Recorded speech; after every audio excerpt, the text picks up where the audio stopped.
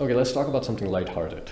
AI glasses, or rather, augmented reality glasses that use AI, right? So Facebook, or Meta now, came out with these glasses in conjunction with Ray-Ban, who did the hardware for it, where it has a little camera in its frame, and then the sunglasses, or just plain glasses, are connected to AI, specifically Meta AI, Facebook's version of AI, and then they are able to communicate. So you speak and then you talk to the AI, and the AI can then put its visual output in front of you using augmented reality.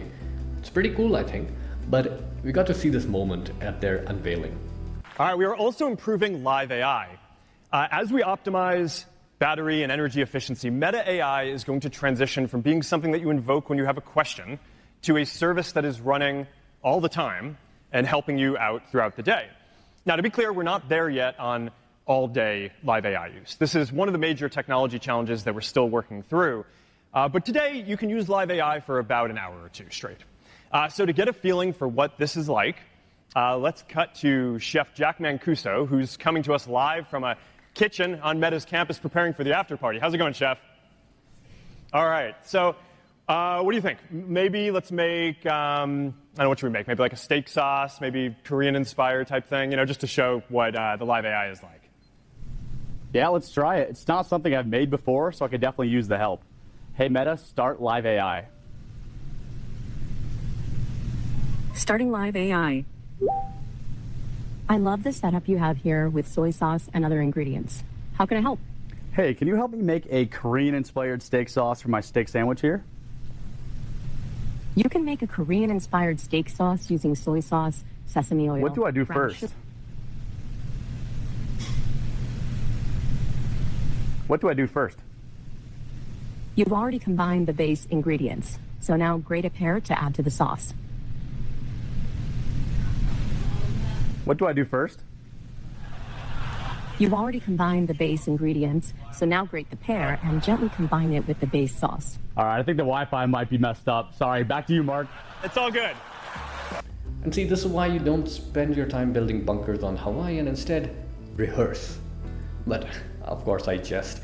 I do think AR is interesting. I don't think this live AI thing is. I think AI is slowly losing its charm, and it's not really as enabling as we thought it would be. It's saturating. Of course, people are still chasing after it, and it's good for the stock prices, but it's reached its saturation, right? At the end of the day, it's turning out to be a very fancy, or rather user-friendly search engine. And mostly because search engines themselves have lost their charm. They no longer do what they used to do, and the internet is not the place it used to be. It has most of it is already bots, a lot of it is now just marketing. So the usable part of the internet is slowly shrinking, and it's decaying in its quality. So AIs are good to navigate that there. That's definitely where I find a lot of this, these language models useful for, like ChatGPT, are to be used for Google searches if you command them correctly, just like how you had to do a Google search correctly before you would get an appropriate search result. So I think there's this distinction between it being enriching versus being convenient. And a lot of the new technologies and software and like these hyper performative phones and pieces of technology like smartwatches are just, I would say, convenient instead of being enriching. Because a lot of the technology that came out, like smartphones first came out, they were enriching. Same goes for AI. In a way, it is enriching, but virtual reality, it doesn't enrich you. It's not really doing much for you.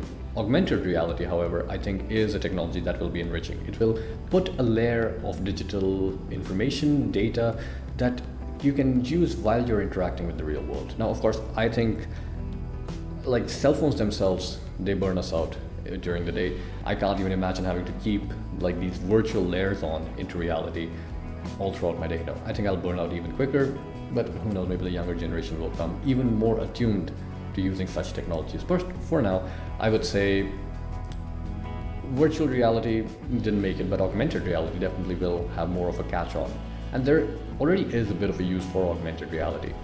When it comes to maintaining equipment that's stationary, augmented reality definitely already has a place. And so we already have some applications for it, which are not really focused at the average consumer, but rather at industry professionals. When it comes to the average consumer, I think navigation is one aspect where we could have it, especially on remote trails and off-roading. You could have paths marked in augmented reality, and you don't have to, put on a bulky headset. You don't have to look at your phone constantly. You see it in front of your eyes. Other than that, I don't think it'll be any more enriching than a smartwatch, but I would still like to see it. Maybe in the future we can have some cool, especially industry and profession-specific applications that'll be far more cooler than, as for anything that the smartwatch or the virtual reality headsets manage to do for us.